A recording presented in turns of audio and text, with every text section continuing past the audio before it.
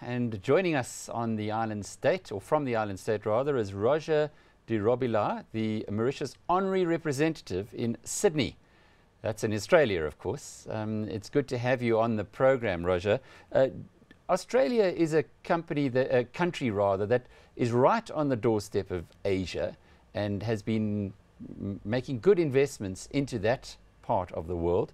Yet, according to the information that was sent through to us earlier, you having quite a bit of success in getting the Australians to look via Mauritius into Africa. What is it about this continent that's appealing? Hello from sunny Mauritius, Alec. Thank you. Well, we are also, Australia is also on the edge of the Indian Ocean and therefore a neighbor of Mauritius as well. And we already have something like 220 mining companies, listed mining companies, working in Africa. There's something like $54 billion worth of investment only in the mining space. So we already have scored points there. What I'm trying to do now is to try to do things other than mining and to concentrate on the services that Mauritius can afford the Australian companies in order to optimize their returns and their performance for their shareholders by putting its structure through Mauritius.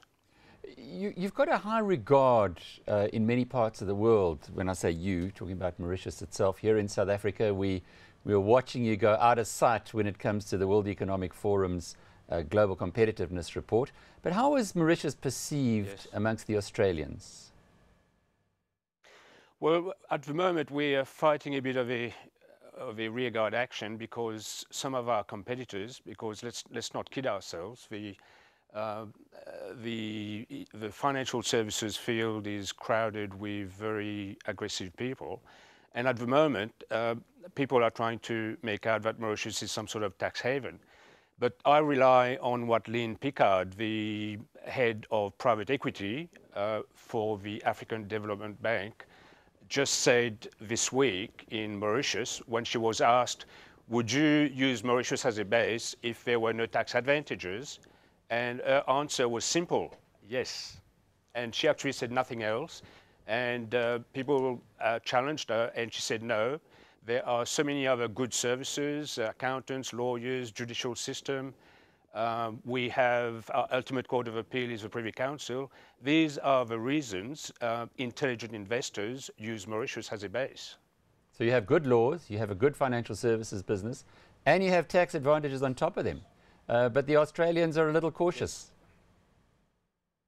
Well, only because certain people out there are trying to well, first of all, they lack knowledge, and there's only been a couple of articles in the newspapers, but that's all there has been. But no one, if you look at those articles, you will find that they don't actually name Mauritius as the tax haven. They simply try to sweep Mauritius in with other countries. For instance, just recently, yesterday, there was an article in the Sydney Morning Herald where they showed that the top two countries being used by Australian companies as for overseas structures are Singapore and Hong Kong. Mauritius came number 5. But what they said was there are some good reasons to use Singapore and Hong Kong, but against that, the exotic locations, as they say, are used as tax havens.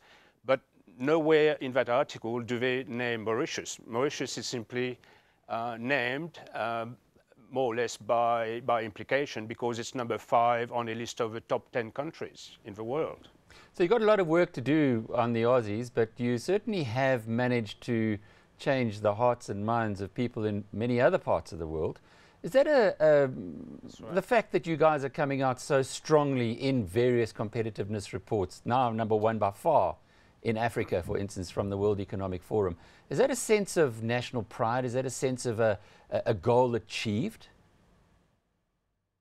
Certainly. I mean, Mauritius is one of the few countries where 70% of our GDP comes from services. So, like Singapore, we don't have any natural resources, but our natural resources are our people. And there are also people like me who left or was removed from Mauritius by my parents when I was 13 years of age, who keep coming back and want to contribute to the welfare and the progress of our country. So I think there are a lot of people like me who form part of a diaspora who are, gunning for Mauritius and trying to score goals even from Sydney, Australia. Or to train winners, as would be the case with the main guards here in South Africa. Roger de Robillard is the Mauritius honorary representative in Sydney, Australia.